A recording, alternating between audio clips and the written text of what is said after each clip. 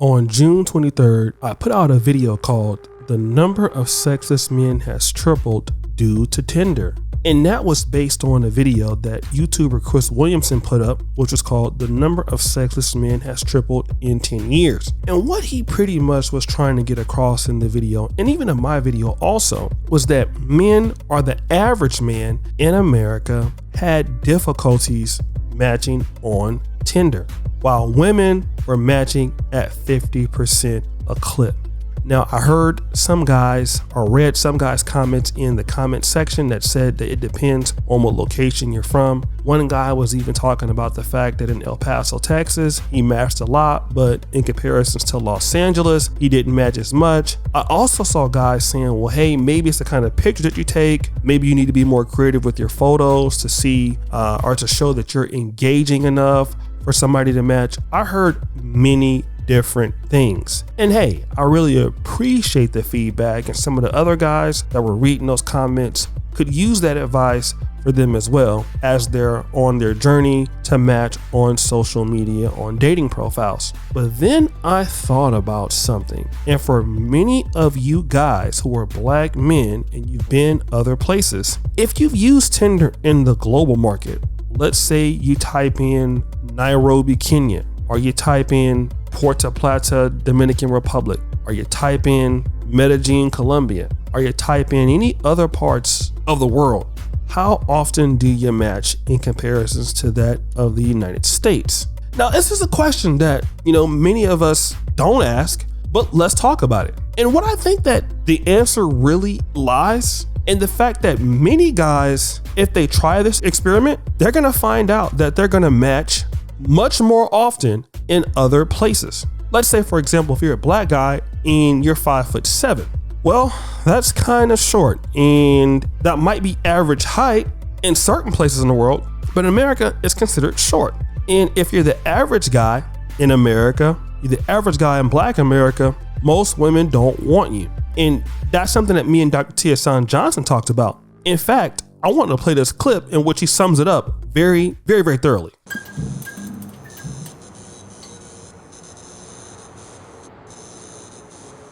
She is interested. She is talking to him, but it's almost like putting guys on hold, because at the end of the day, the rhetoric is she has to get her life together. She has to get her career set first. And by the time she'll approach a man about marriage, she may even have 2 or 3 kids while getting her career together and be in her mid-30s. And at that point, there's a lot of men that just don't even want to go there. So that's one issue that becomes a bit of a problem.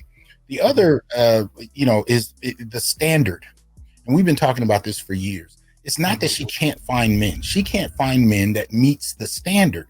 But one of the things that it's taken until the last 10 years for people to really start listening to, and it's been black men that's been saying it, is the problem is the standard itself. It's so elitist that you have, really, and this is something Kevin used to point out as well. You have the majority of women idealizing less than 10% of the men, right? The moment you start using language like 6 figures, you're it's like less than 10% make 6 figures across race and gender in America. So if that's going to be the language, you're already cutting out whole swaths of the population. Even if you say I will only date a man that's over 6'2", you've already eliminated over 90% of the population of men. It's an impossible standard. And the more you tack on to that, from size to status, all of those things limit. So then when you're dealing, because here's the thing, when you look at the Bureau of Labor Statistic data, black men, employed black men from 18 to 65 still out-earn black women. So you really want to be with a black man, even one that earns a little more than you do, you can date at your level and you can still find that. The problem is the standard that they have is so ridiculously high that by the time they actually seriously entertain men that they're in close proximity to, that actually are their counterpart, they see those men as something to settle for, when in reality, those are actually your partners. I mean, that's I would tell some of my students this, that guy you just dumped a year ago, that was your husband. And that lies the problem right there. You see, the average black man in America, who the average black woman should be trying to give a opportunity to, is not necessarily getting that opportunity. It's really the match made in heaven for most black women, but they believe that this guy is beneath them. They are chasing the guys at the top, even if they are not at the top. But now, what about in other places? Let's talk about a place like Lagos, Nigeria. Now, Lagos, Nigeria has the same beautiful black women that we have in the States. Like 18 million people there. And you're gonna find a lot of people who are beautiful, nice bodies, big butts, smart women. Well, what about being 5'7" there? Are you gonna be discriminated against? Not as much. If you put your profile on Tinder and you say your height is 5'7", women are gonna be more obliged to talk to you with a different perspective. Why? Because it's very common for a man to be 5'7" in Nigeria. If you're in Uganda, it's very common for a man to be 5'7". If you're in Dominican Republic, it's very common for a man to be 5'7". In the Philippines, you might even be above average height at 5'7". What about income?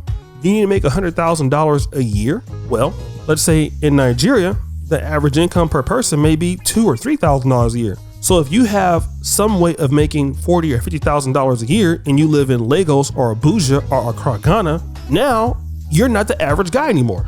You're actually above the standard. And what would you get in return? You would get the same beautiful kind of woman. You would get a black woman if that's what you're looking for, or wherever you're at in the world, a non-black woman. Hell, even if you came to Europe and you came to places like Poland or Germany, it'd still be a little bit different. You would still have more access to women who would not look down on you for the fact that you made $60,000 a year, or for the fact that you don't have a Rolls Royce, or for the fact that you can't buy her a designer chain, even though she can't afford to buy her own self a designer chain. You would actually be looked at as a good candidate. And this is what many men are finding out. See, many black men are finding out that by the pound, which is the reason why they're going to Brazil. And everybody thinks that black men are going to Brazil or to Thailand, because, hey, it's sex tourism. And of course, you have that situation happening, and I won't deny that. But the reality is that black men have a better chance, right? You're gonna go to where you feel that you have an opportunity to mate. And if you can mate in a different area and have a higher quality of woman, then instead of, you being stuck with something undesirable because the market feels that you're undesirable, well, why not go to a location where you're going to feel like you're desirable? And this is not just something that black men are doing. White men are doing it too. I think I showed a video of a white man who was talking about how he moved to Uganda and married a Ugandan lady for the same reasons that I'm talking about right now. The price is, for a good-looking American woman, it's way up there. Some people feel like it's overpriced. And what black men are finding on Tinder and other parts of the world is they're getting more replies. They may not even necessarily tell somebody from America. They're getting more replies. They're getting easier access to dates. They're getting easier access to other stuff. The ability to even have their phone number. It's much simpler. They're not running into profiles where women are talking about, I got 3 kids by 3 different dudes and no sex until we get married and all the delusional stuff. No, they're actually getting an opportunity to date. And that's what guys are finding out. Some guys are starting off paying for Tinder and only specifically dealing with women in those areas of the world, the DRs of the world, maybe some parts of Africa, maybe some parts of Europe. And then before they go, they already have dates lined up, so they know they have a fighting chance. And as the world is gonna open up, which it's already doing, you're gonna find more of these things happening. More black men are gonna be able to transition from living a lifestyle only in the United States while living partly outside the United States, dealing with a good looking woman, and living partly in the United States, completely giving up on the dating market and the dating economy in the United States. They'll go ahead and just admit, hey, all right, I'm not what I need to be here in America, but it's okay. I have other options. I have other opportunities. And they are going to exploit those opportunities if they need to. But guys, what do you think? It's your boy, O'Shea Duke Jackson, back at it again with another episode here on the channel. Shout out to SPK for the edit. We're out.